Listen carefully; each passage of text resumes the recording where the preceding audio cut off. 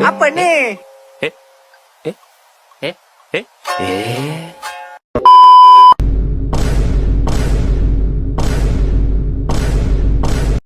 Halo sedulur-sedulur semuanya.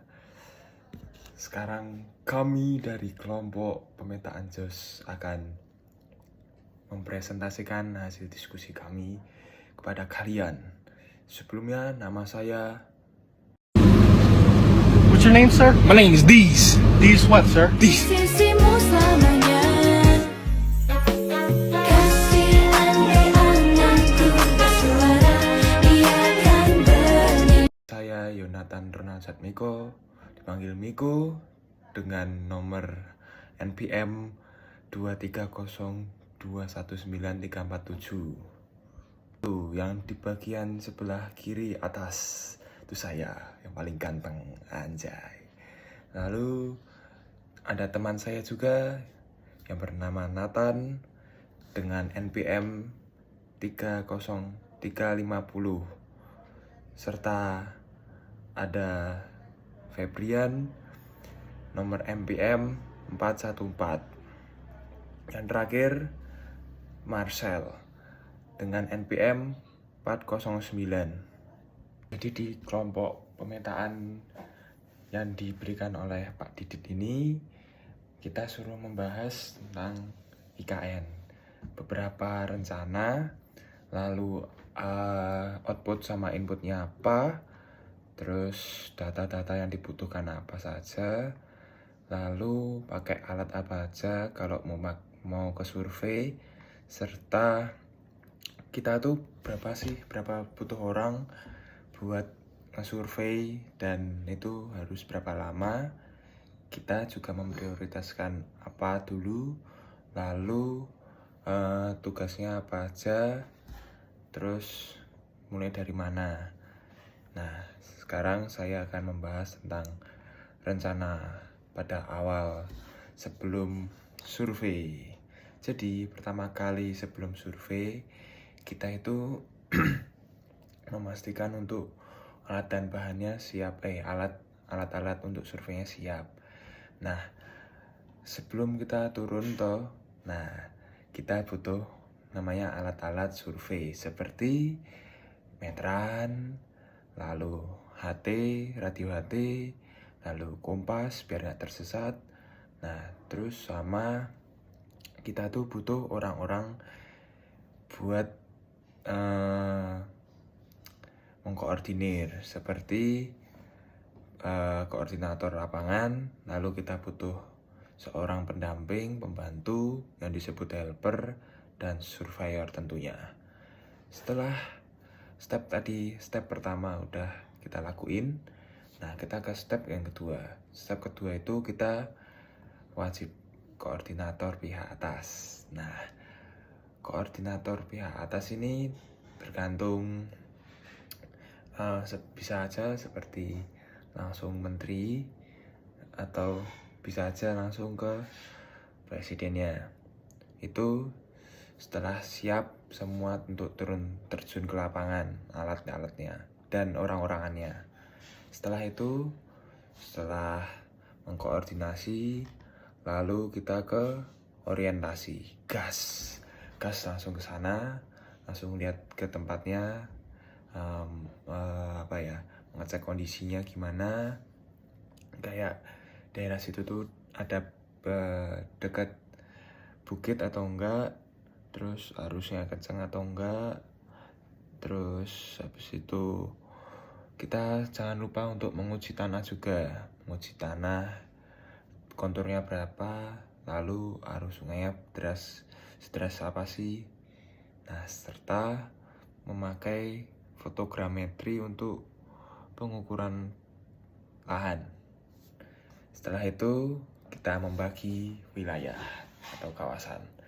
Setelah pengukuran kondisi sekitar tadi, kita membagi wilayah seperti wilayah perkotaan tuh mana aja, Nah, terus wilayah perkotaan itu berapa kilometer sih dari sungai, terus jalur DAM dan DAM-nya sendiri berapa kilo di bawah bukit atau gunung, jika pegunungan di mana, terus bendungannya taruhnya di mana, terus alirannya mau kemana gitu.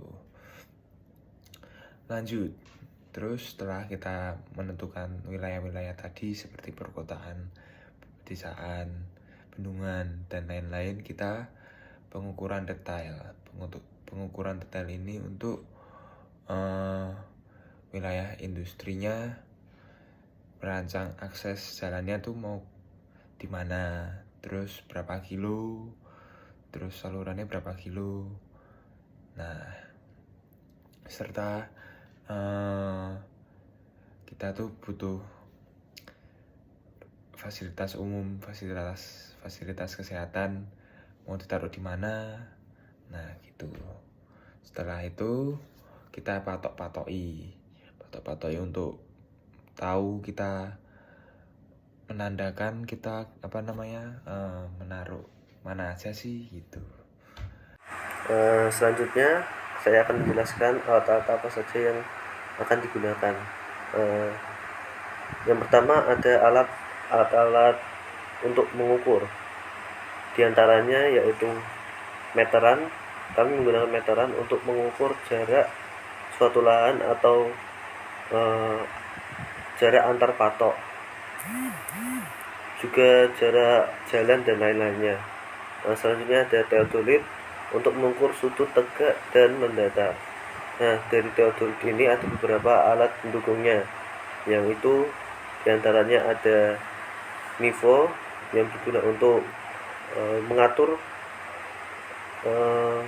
kedataran dari teodolit itu.